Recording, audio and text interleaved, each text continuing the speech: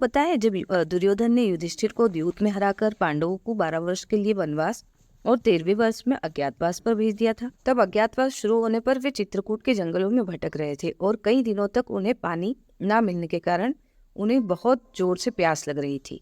तब युधिष्ठिर ने अपने छोटे भाई सहदेव को कोई जल स्रोत ढूंढने के लिए कहा।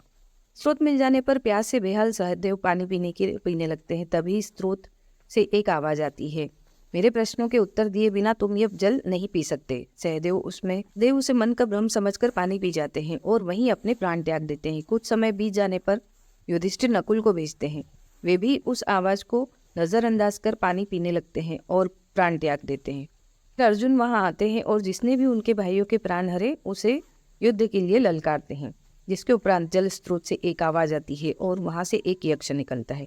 अर्जुन को वह सावधान करते हैं कि अगर उनके भाइयों की तरह वो भी उनके सवालों के जवाब दिए बिना ही ये जल पी जाते हैं तो उनका भी यही हाल होगा।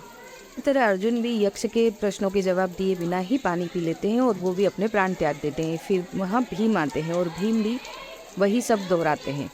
भीम भी अपने प्राण त्याग बैठते हैं।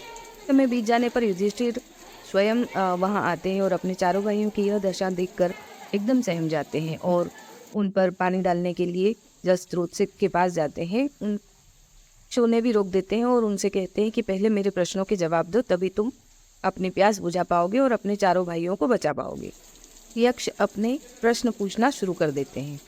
पवन से अधिक किसकी गति है? मनुष्य की आत्मा क्या है? जगत को किस वस्तु ने ढक रखा है? भी प्रश्नों के सही जवाब देने पर यक्ष युधिष्ठिर से बहुत प्रसन्न होकर कहते हैं कि इनमें से कोई एक को जीवित कर लो। युधिष्ठिर बलशाली भीम और महान तीरंदाज अर्जुन की जगह माता माधुरी के बेटे नकुल को जीवित करने को बोलते हैं।